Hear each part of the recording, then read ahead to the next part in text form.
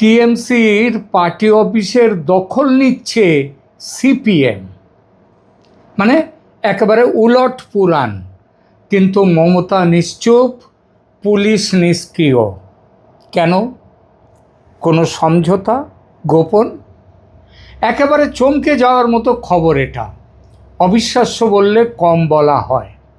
তৃণমূলের পার্টি অফিসের দখল নিচ্ছে সিপিএম, অথচ সুপ্রিমো মমতা ব্যানার্জির মুখে রা শব্দটি নেই। মমতার পুলিশ নিশ্চুপ, যেন বঙ্গ রাজনীতিতে এটাই স্বাভাবিক, নতুন কিছু নয়।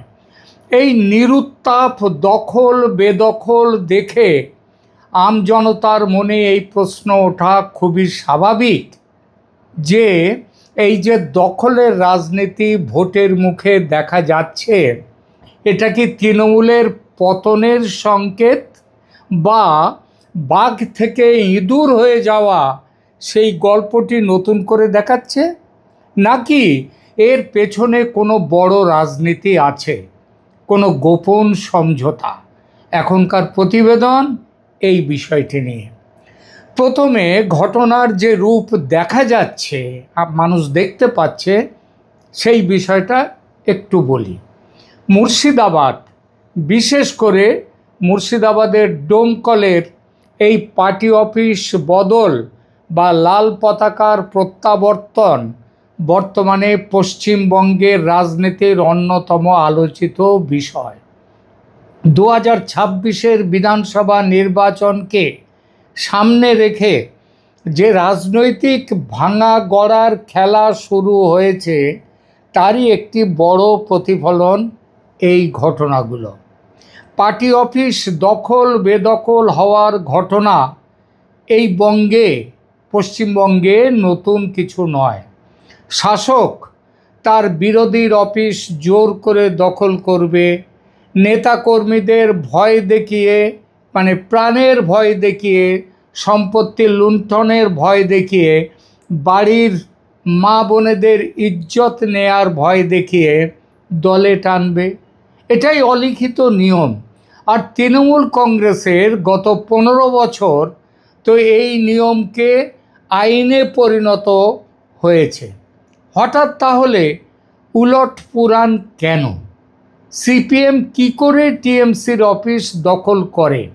এই ঘটনা যে শুধু মুর্শিদাবাদের ডোমকলে হচ্ছে তা নয়, আরও বেশ কিছু জায়গায় এই ঘটনা ঘটার খবর এসেছে। মানে এখানে যে শেষ হয়েছে তা নয়, আরও জায়গা থেকে আসার সম্ভাবনাও উড়িয়ে দেয়া যায় না।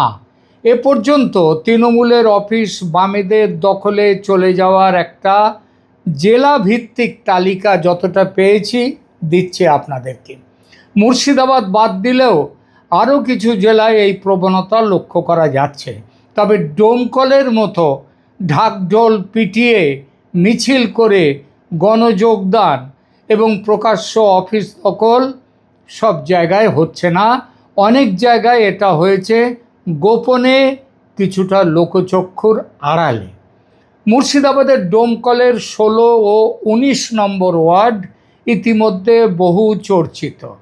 এখানকার প্রায় 400 পরিবার তৃণমূল ছেড়ে সিপিএমে যোগ দিয়েছে, আর সেই যোগ দেওয়ার ফলে এই দুটি ওয়ার্ডের পার্টি অফিস এখন বামেদের দখলে। মুর্শিদাবাদ জেলারই জলঙ্গি ও রানীনগরেও এমন ঘটনা ঘটেছে। সেখানকার বিধায়ক আব্দুর রাজ্জাক তৃণমূল ছাড়ার পর বেশ কিছু স্থানীয় কার্যালয়, মানে পার্টি অফিস, এখন বাম ও কংগ্রেস দলের দখলে। নদিয়া জেলার সেখানেও এই ঘটনা ঘটেছে। নদিয়া জেলার কালীগঞ্জ ও তেহট্টয় এখানেও সংখ্যালঘু ভোটের দল বদলের ফলে বেশ কিছু ছোট অফিস আবার বামেদের দখলে চলে এসেছে।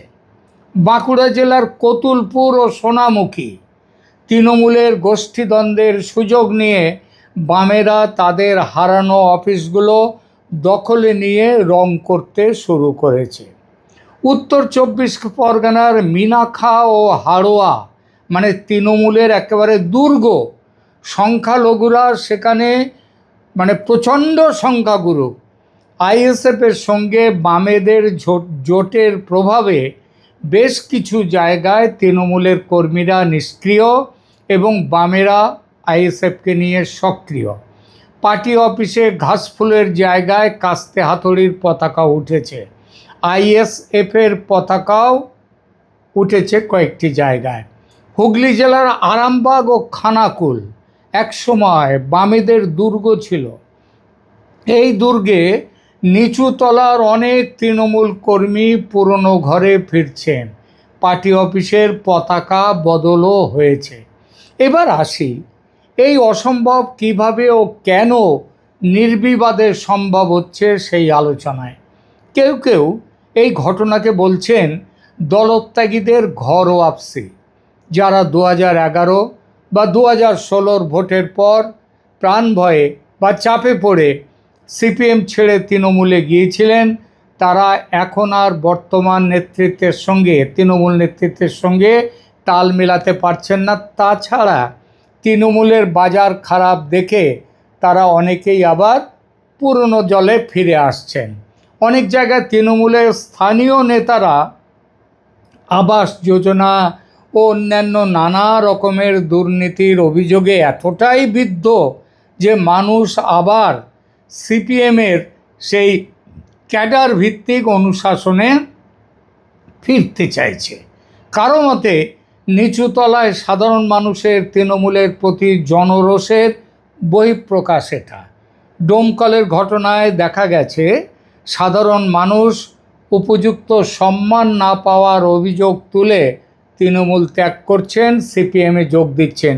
এই সাধারণ মানুষরা অবশ্য প্রায় সবাই সংখ্যালঘু সম্প্রদায়ের মানুষ।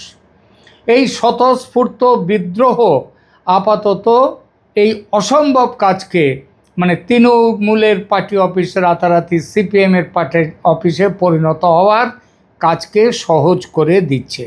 আবার কারো মতে এটা দুই দল, মানে তৃণমূল ও সিপিএমের বা তৃণমূল ও কংগ্রেসের মধ্যে গোপন আতাতের ফল।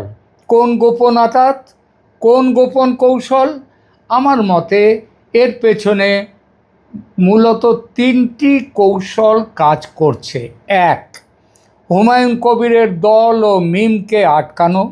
মুর্শিদাবাদ ও মালদহে হুমায়ুনের দল বা মিম যদি তৃণমূলের সংখ্যালঘু ভোট ব্যাংকে থাবা বসায়, তবে তৃণমূলের আরও বড় বিপর্যয় অনিবার্য। এবং তৃণমূল হয়তো তাই মনে করছে তার চেয়ে বামেরা যদি শক্তিশালী হয়, তাহলে সংখ্যালঘু ভোট অন্তত ধর্মীয় পরিচয় ভিত্তিক রাজনীতির দিকে যাবে না।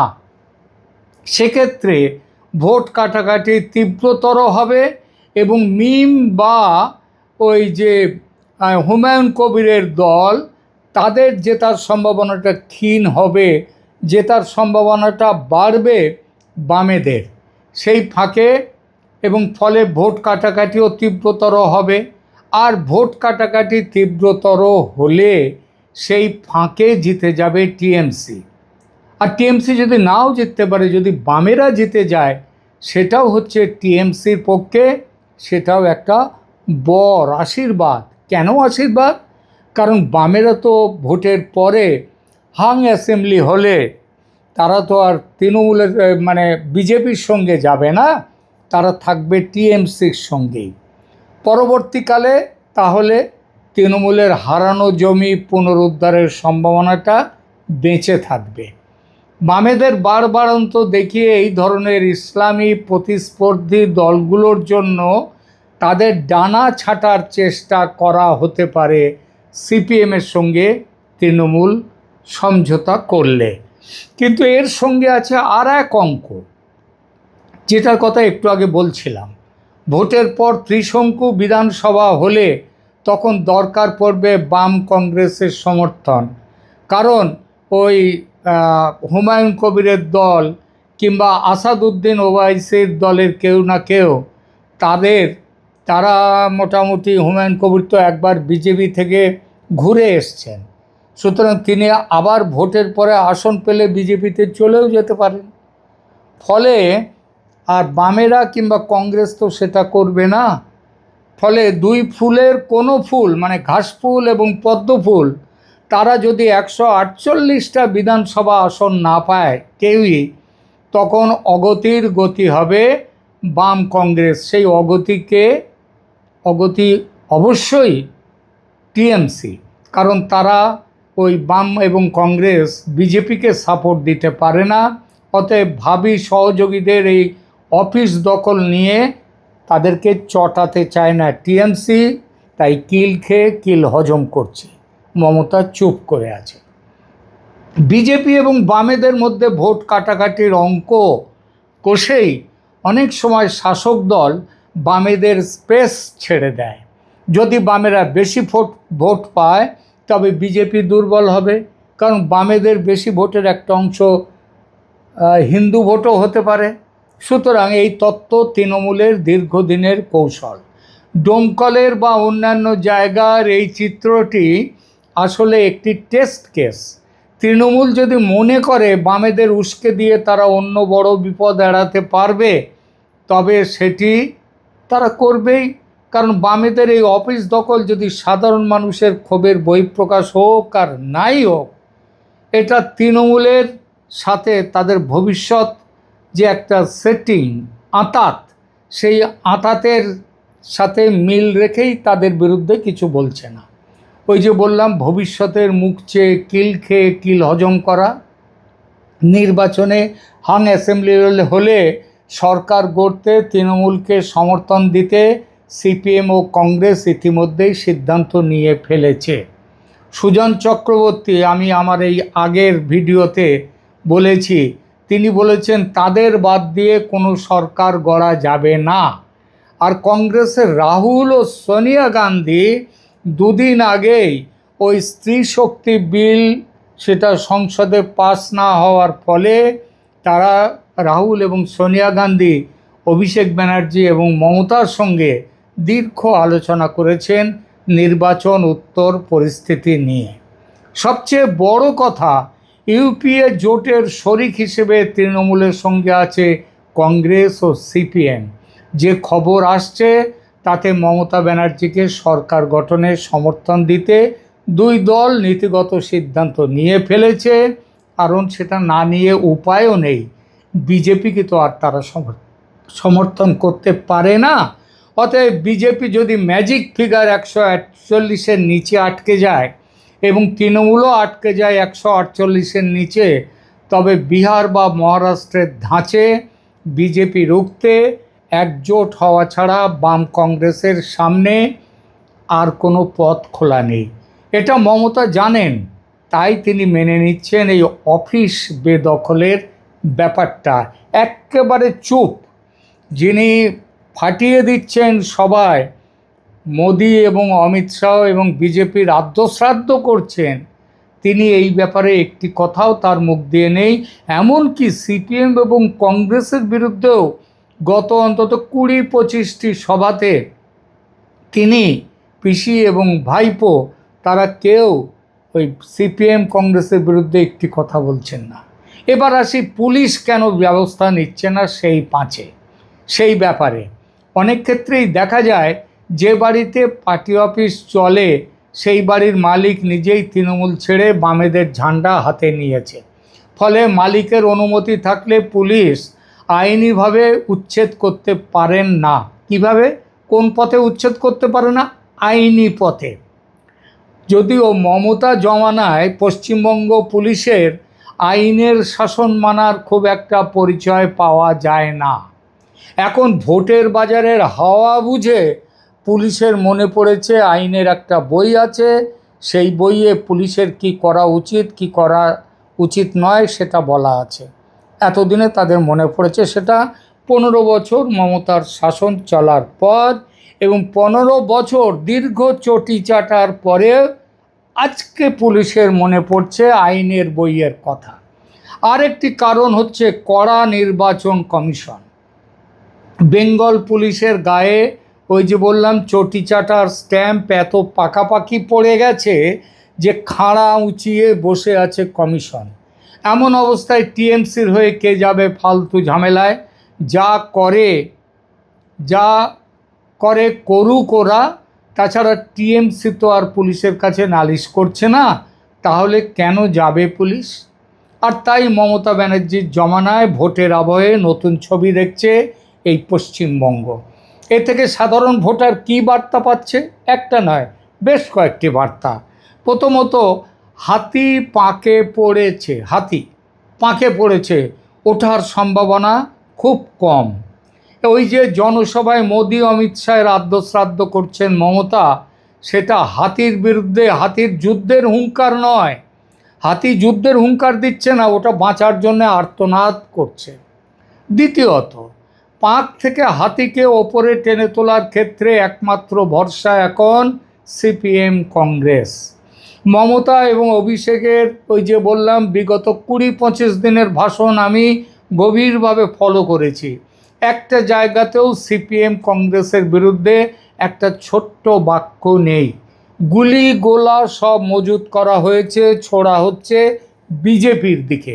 এর মানে একটাই, গোপন সমঝোতা হয়ে গেছে, যাকে বলে সেটিং। এতদিন সিপিএম বলতো মোদি মমতার সেটিং, আজকে হয়ে গেছে মোদি মমতা নয়, সিপিএম এবং টিএমসির সেটিং, কংগ্রেস এবং টিএমসির সেটিং। বাঙালির কাছে মূল শত্রু এখন, এবং কংগ্রেস এবং সিপিএমের কাছে তো বটেই, যে মূল শত্রু এখন মমতা ব্যানার্জি নয়, তাদের মূল শত্রু এখন মোদি। তৃতীয়ত, ধর্মীয় মেরুকরণ প্রতিদিন আরও ব্যাপক হচ্ছে। ঘুষ, দুর্নীতি, চাকরিচুরি, চটিচাটা পুলিশ ও প্রশাসন, সব অভিযোগ পেছনে চলে গেছে, চাপা পড়ে গেছে। রাজনীতি এসে দাঁড়িয়েছে পুরোপুরি ধর্মীয় বিভাজনে। মুসলিম ভোটারের কাছে তৃণমূলকে জেতানো আর প্রায়োরিটি নয়, প্রায়োরিটি হলো, খেয়াল করবেন কথাটা, মুসলিম ভোটারের কাছে তৃণমূলকে জেতানো আর প্রায়োরিটি নয়, প্রায়োরিটি হলো বিজেপিকে হারানো। আর তার জন্য যেখানে বিজেপির বিরুদ্ধে যে প্রার্থী সবচেয়ে শক্তিশালী, তার পক্ষে যাবে মুসলিম ভোট। সে টিএমসি হতে পারে, সিপিএম আইএসএফ হতে পারে, বা কংগ্রেস হতে পারে। এদের পরে পছন্দের তালিকায় আসবে হুমায়ুনের পার্টি, ওয়াইসির পার্টি, যদি একান্তই এদের নাম আসে, এদের কোনো গুরুত্ব আসে। অন্যদিকে হিন্দু ভোটার, সে কম রেড হোক বা বেশি রেড হোক, হাত হোক বা পাত হোক, এটা বুঝে গেছে এদের যাকেই ভোট দেওয়া হোক না কেন, সব ভোট আলটিমেটলি গিয়ে পড়বে মমতা ব্যানার্জির বাক্সে। এটা হিন্দু ভোটাররা বুঝে গেছে। সুতরাং তারা সাবধান হচ্ছে বঙ্গের হিন্দু ভোটার, যাতে বাঁচার তাগিদে হিন্দু ভোটারের ভোট বিজেপির বাক্সে পড়ে, সেই ব্যাপারে তারাও প্রতিজ্ঞাবদ্ধ হচ্ছে। এখনকার মতো এই পর্যন্ত। ভালো থাকবেন, ধন্যবাদ।